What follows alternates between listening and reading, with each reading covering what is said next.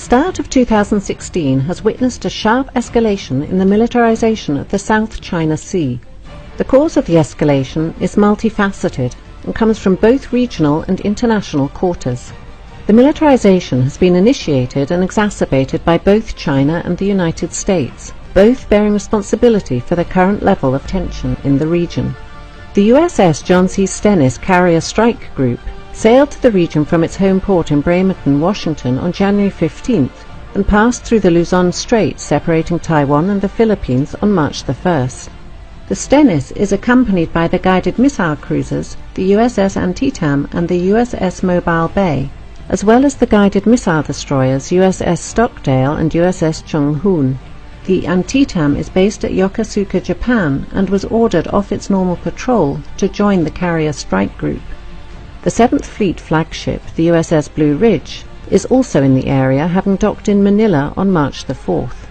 Trilateral talks were held on board the Blue Ridge on March the 5th between the US Navy, Japanese Maritime Self-Defense Forces, and the Philippine Navy.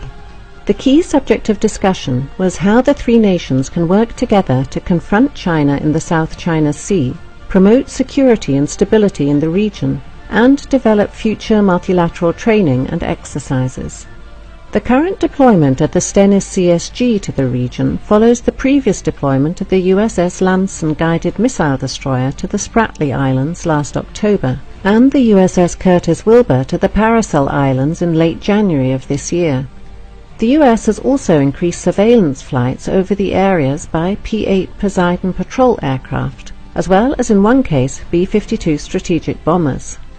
The navies of China and Vietnam fought a naval engagement for control of the Paracel Islands in 1974, which resulted in China's de facto control of the islands. China has established a military presence on Woody Island since that time, and has engaged in an extensive expansion of the base in recent years. Woody Island now has an extensive military airbase with a number of newly built hangars and munition storage buildings. In February, satellite surveillance revealed the deployment of 2 batteries of HQ-9 surface-to-air missile launchers, as well as supporting vehicles such as an engagement radar and the Type 305B ASAR acquisition radar on the northern end of the island. Last November, China announced the deployment of J-11 fighters to Woody Island. As land reclamation and building efforts on the part of the Chinese continue at Fiery Cross Reef and Mischief Reef in the Spratly Islands, with no signs of slowing down in the immediate future, it will be interesting to see if the US Navy increases the size and tempo of future patrols in the area. With the Royal Australian Navy taking delivery of its second Canberra-class LHD, HMAS Adelaide, on December the 4th of last year, and the first of 2 Makassar-class LPD vessels built by Indonesia for the Philippine Navy, the BRP Tarlac, launched on January 17th of this year, the US Navy may soon be bolstered by more powerful regional navies in future patrols. The Prime Minister of Japan, Shinzo Abe, announced in November of last year his willingness to have the Japanese Maritime Self-Defense Forces join the US Navy in patrols of the South China Sea. Australian P-3 Orion Maritime Patrol aircraft are currently flying freedom of navigation missions in the region.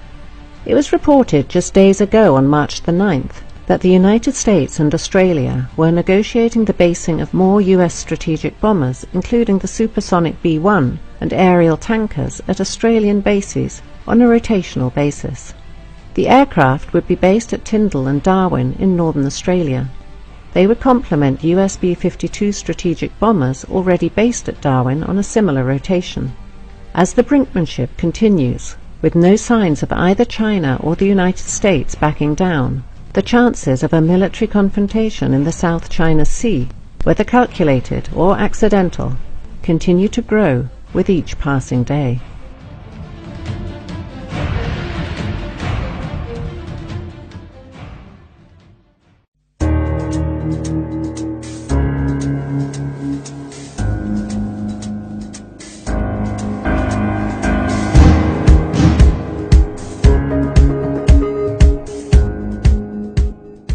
U.S. Naval Services have released a new maritime strategy, a plan that describes how the Navy, Marine Corps, and Coast Guard will design, organize, and employ naval forces in support of its global dominance. The new strategy, titled A Cooperative Strategy for the 21st Century Superpower, highlighted forward, engaged, and ready as key words and kept the original theme of ensuring our capability to intervene overseas. It calls for increasing the Navy's forward presence to 120 ships by 2020, up from about 97 ships today. This includes forward basing 4 ballistic missile defense destroyers in Spain and stationing another attack submarine in Guam by the end of 2015. The Navy is scheduled to increase presence in the Middle East from 30 ships today to 40 by 2020. The strategy reinforces the continued need to strengthen the partnerships and alliances by stressing the importance of operating in NATO maritime groups and participating in international training exercises. The U.S. strategy emphasizes operating forward and making proxies across the globe, especially in the Indo-Asian Pacific region.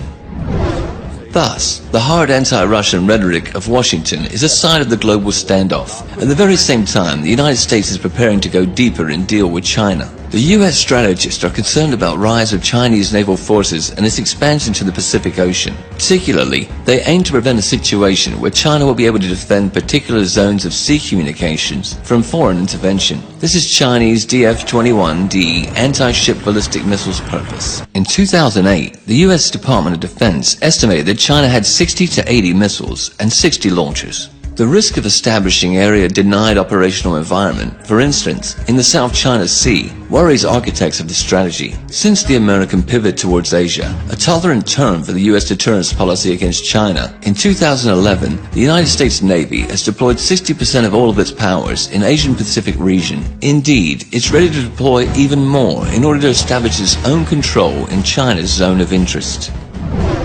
Armed with its own unparalleled navy, the U.S. gets a louder voice and more power to restrict military or economy use of the oceans by other countries. In other words, it indicates the U.S. intention to control the trade in the Indian Ocean and the Pacific, or even monopolize it in those waters. Now here's where the problem is. In April, China overtook the United States as the world's top importer of crude oil, and 80% of this oil, and many other important resources, China imports through the Malacca Strait, which the Chinese Navy doesn't control. In this context, it's clear why Beijing claims sovereignty over nearly all of the South China Sea, and is building a military base in Djibouti. China supports counter-piracy operations in the Gulf of Aden, conducts humanitarian assistance and disaster response missions enabled by its hospital ship, and participates in large-scale, multinational naval exercises. Washington immediately protested against the China-Djibouti relations and expressed concern over China's plans to build a military base in the Obok region, but to no avail. China has to defend the supply of oil over a long way and isn't able to do it right now. Problem is, it doesn't have enough naval bases along vital shipping lines as of yet. Strings of Pearls strategy, initially suggested as a series of seaports and naval bases stretching along the Indian Ocean, has to resolve this issue. The seaports will be support places and investments that could pay dividends on a strategic level while causing broader security amenities. China's naval defense strategy is grounded on the combination of offshore waters defense with open seas protection concepts. The offshore waters defense consists of 2 missions. One is to protect China's eastern coastal area, which is the country's most economically vibrant region. The other is to ensure the safety of the expanding shipping lines that are vital to China's economic growth. Open seas protection concept also has 2 elements. One is to extend maritime protection to waters over 600 miles from the Chinese coast by building supply depots in the disputed South China Sea, trying to conduct submarine activities in the Indian Ocean, and acquiring bases beyond the region. The other is to develop capabilities to conduct non-conventional security operations outside the region, such as naval diplomacy, joint maritime law enforcement, and humanitarian assistance. Compared with the United States, the PLA Navy has sufficient self-defense capabilities, but deficiency in cross-region operations and force projection is evident, though Beijing is trying to change that. On the other side, China's unique geographical location allows it to establish control over its local seas, the Yellow Sea, the East China Sea, and the South China Sea. That is what the United States has accused China of doing in the last 5 to 10 years. The so-called anti-access area denial A2, AD, or the 4 short fleece strategy. This is the real reason for the boiling over for China's island work in the South China Sea. Washington is sufficiently alarmed by a perspective to lose the maritime control in the region and has started the naval force race under an umbrella term of all domain access. Despite this, Beijing is adamant. In June, China said it was shifting work on disputed South China Sea islands from the dredging of land to the construction of military and other facilities. The U.S. containment policy against China includes not only holding of old alliances, but a creating of new. In the recent strategy, Washington pledges to strengthen cooperation with 6 long-standing allies: Australia, Japan, New Zealand, the Philippines, the Republic of Korea, and Thailand, and also lists 8 new partners: Bangladesh, Brunei, India, Indonesia, Malaysia, Micronesia, Pakistan, Singapore, Vietnam. With help of its Asian allies, the US are going to seal off the PLA Navy in South China Sea and prevent its moving into operational space. Further, Washington's diplomatic rhetoric over the long-standing allies, shared strategic interests, and cooperation in Asia, in fact, is aimed at establishing a coalition against China. Despite the fact that the US official strategy is ignoring the Taiwan issue, the island may easily become a flashpoint of ongoing confrontation, and the Western media machine has already set the ground for it. On July 22nd, US magazine, The Diplomat, reported that the People's Liberation Army's soldiers were seen running towards a building that bears a striking resemblance to the Japanese-built presidential office in Taipei. During the Series C of this year's live-fire Stride 2015 Zurine military exercises, the magazine argues 2 things. First is that PLA is practicing the storming of the presidential office to bring pressure on Taiwan in the context of its presidential and legislative elections in January 16, 2016. Second is Chinese military has been preparing to invade the island, but the fact should be taken in its proper context. The military drills are a signal not for Taiwan, but for the US. China shows its capacity to solve a Taiwan problem by force, to predict an attempt to use the island for strengthening of the US military presence. Also, aggressive activity of US Special Services through Taiwan or an economic sabotage threatening it. In other cases, Beijing would much prefer to reintegrate Taiwan without having to resort to force, but by cultural, economic, and political tools. Moreover, it already has a successful experience of lost territories reintegration, Macau and Hong Kong. Another area of the US-China geopolitical confrontation is the Indian Ocean. US strategists, media outlets and public experts argue India is a rival state for China. Monetary wealth and power growth of both states will result in inevitable clashes between them. According to them, the motive behind the string of pearls strategy isn't in solving the logistical problems of China's maritime Silk Route, but are in encircling India. If established commercial ports will be militarized with the PLA Navy, the concerns about China's influence in the Indian Ocean region empower the US to involve India in the American area of influence as part of a global anti-China strategy. The good news for Washington is India has been actively building a new powerful fleet, including an aircraft carrier group, so it could be a very useful tool. Directly, Chinese and Indian maritime interests face off in Sri Lanka, leaving the Indians' area of influence under the impact of China's economic projects. For Beijing, ports of Sri Lanka, founded by Chinese investments, are a cell in planned maritime infrastructure from South China to Pakistan, a natural opponent of India involved in China's maritime Silk Route. The US will likely use these features to set on fire China-India relations, to use Indian political, military, and economic power to discourage Beijing from adopting its maritime policy in the Indian Ocean. The US's strategic purpose is to seal off the PLA Navy in the South China Sea and prevent its moving in operational space and encircle China by land. In this order, the US holds old and new alliances with nations in the Indo-Asia-Pacific region. The US media machine has already started information aggression against China-Taiwan relations in order to support the rise of Washington's influence on the island. Meanwhile, American Special Services will try to fuel Pakistan and Sri Lanka in order to make a triangle where the US and India oppose China in the Indian Ocean region. With Washington's support, the tension will also raise in the South China Sea, where Malaysia, Taiwan, Vietnam, Brunei, and the Philippines claim maritime territory. The US Naval Services will constantly strengthen their presence there in the Indian Ocean, in the Pacific Ocean, while preparing to deal a crushing blow to Beijing.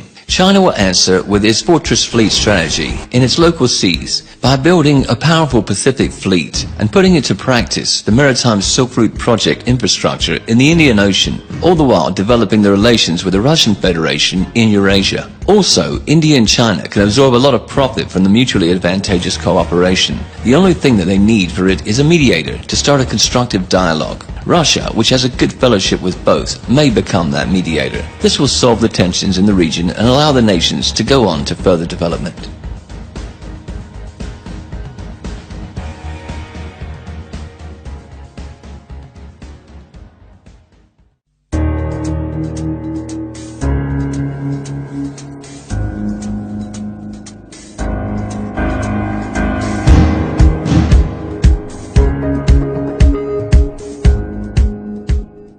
After months of mounting rhetorical war, the United States has conducted a patrol through the South China Sea.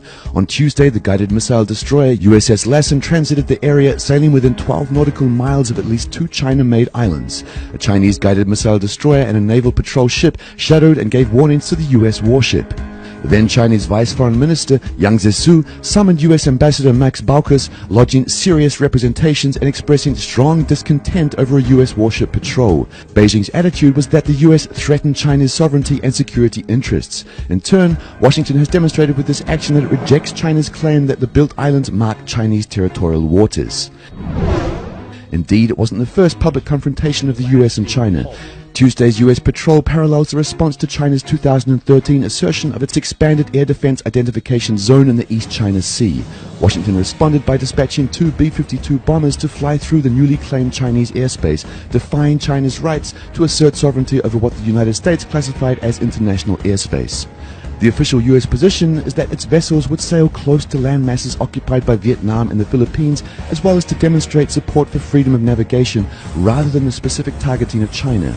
Nonetheless, it's clear that these so-called freedom of navigation patrols will continue. The US regional allies also claiming the South China Sea waters will likely welcome the actions. Despite the rhetoric about a freedom of navigation, the US has pragmatic interests in this region. In the ongoing US-China standoff in the Indo-Asia-Pacific region, the East and South China Seas, the Strait of Malacca, the Bay of Bengal and Indian Ocean, as well as countless peripheral lagoons and bays, a crucial point of the competition. Ownership of a particular island, reef or rock, and the right to name a body of water is more than a question of sentimentality. It is the foundation of many national policy strategies. Securing the right to patrol, build bases, and regulate trade through these waterways can mean access to resources critical to sustain economic growth and political stability. The Obamas' pivot to Asia and the US newly released maritime strategy de facto means that Washington has taken a course on a long-standing countering of China's influence in the region. A core but often unstated component of the US national strategy is to maintain global superiority at sea. By controlling the seas, the United States is able to deploy military power and to control the movement of goods worldwide. China's maritime strategy aimed to defend its eastern coastal area and crucial maritime routes in the Indian Ocean challenges the American approach. China has already stated continued incursions will lead to more concrete responses. The question now is one of the next steps. It's likely that neither side with contrary maritime interests will find the answer to avoid a crisis even if they did want to do this. Furthermore, they have domestic and international reasons not to step back from their contradictory positions. In the Indo-Asia-Pacific region, the US has been rapidly building political, economic and military alliances to balance the raise of China's economic and military power. Beijing can't ignore this fact. Thus, both sides systematically move to a situation making possible a confrontation. But firstly, the tensions should escalate into crisis in the South China Sea.